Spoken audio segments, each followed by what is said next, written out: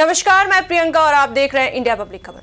आज के दौर में हम क्या देखते हैं, क्या मानते हैं और किस पर भरोसा करते हैं, इसका बड़ा हिस्सा सोशल मीडिया तय करता है। इंस्टाग्राम रील्स, यूट्यूब शॉर्ट्स और इन्फ्लुएंसर प्रमोशन देखकर हम कई बार बिना सवाल किए किसी भी प्रोडक्ट या ब्रांड पर यकीन कर लेते हैं।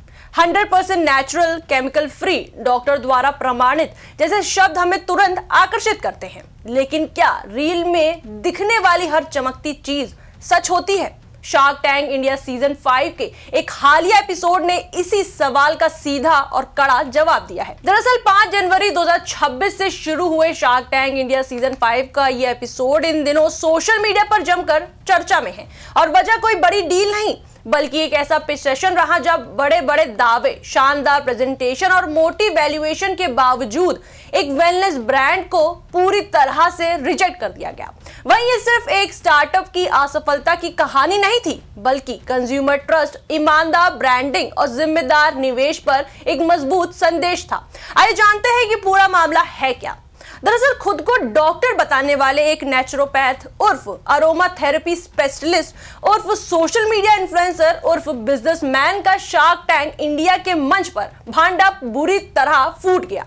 ये जनाब आए थे अपना ब्रांड प्रमोट करने और फंडिंग जुटाने। ये बात है शार्क टैंक इंडिया सीजन 5 के पहले एपिसोड की। इस एपिसोड में इन्फ्लुएंसर मनोज दास अपने नेचुरल स्किन केयर और hair care brand Luisa Wellness के साथ शार्क्स के सामने पहुंचे। मनोज दास ने खुद को नेचुरोपैथ और अरोमा थेरेपी स्पेशलिस्ट बताया और अपने नाम के आगे डॉक्टर लगा दिया।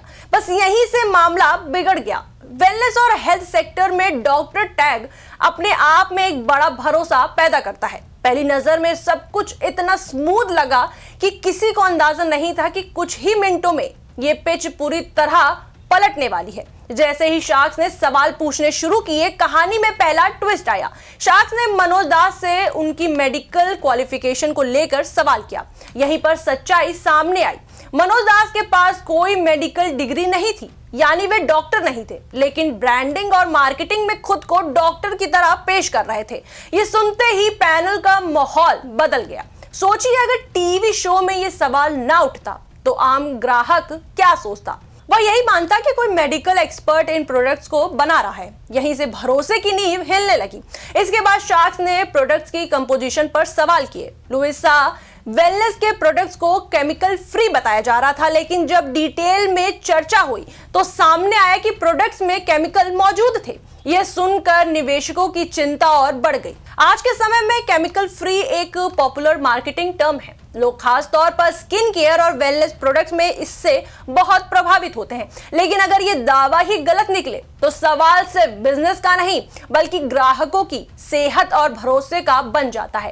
पिच के दौरान किए गए मल्टी करोड़ रिवेन्यू के दावे भी ज्यादा देर तक टिक नहीं पाए। सेल्स के आंकड़े क्लियर नहीं थे, कस्टमर रिवेन्यू और ग्रोथ स्टोरी में मेल नहीं था, दावों और हकीकत के बीच बड़ा गैप दिखा। एक एक सवाल के साथ ब्रांड की परतें खुलती गई।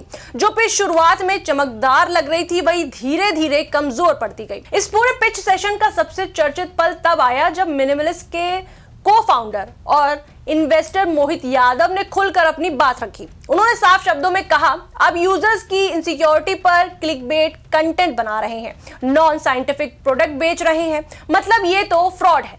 पैनल में मौजूद इन्वेस्टर अनुपम मित्तल ने भी बेहद गंभीर बात कही।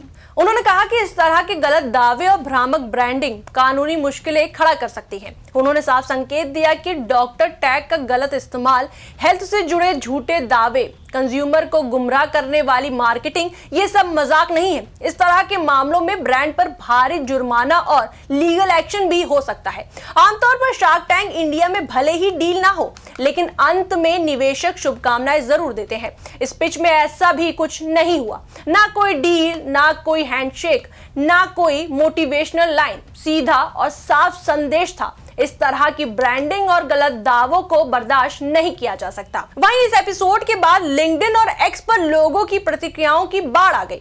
एक एनजीओ फाउंडर ने लिखा, जो निवेशक और प्लेटफॉर्म ऐसे फर्जीवाड़े को खुलेआम उजागर करते हैं, उन्हें सलाम।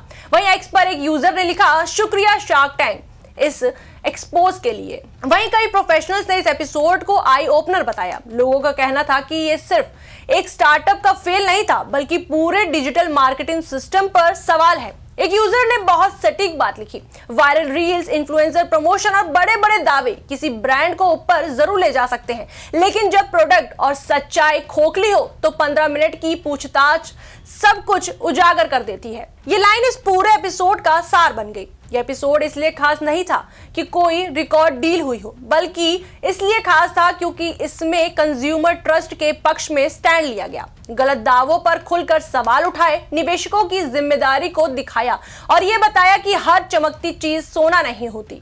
वहीं अब एक सवाल मैं आपसे करती हूँ, अगली बार जब आप किसी रील में 100% नेचुरल, डॉक्टर अप्रूव्ड या मैजिक रिजल्ट देखेंगे तो क्या आप सवाल पूछेंगे या सिर्फ लाइक, शेयर और खरीदारी कर लेंगे? शार्क टैंक इंडिया सीजन 5 का ये एपिसोड हमें यही सिखाता है कि जिम्मेदार निवेश, पारदर्शिता और ईमानदार ब्रांडिंग ही लंबे समय तक टिकती है।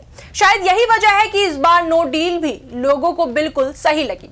इस पर आपकी क्या राय है, हमें कमेंट सेक्शन में जरूर बताएं। वीडियो को लाइक करें, शेयर करें और हमारे चैनल को सब्सक्राइब करें।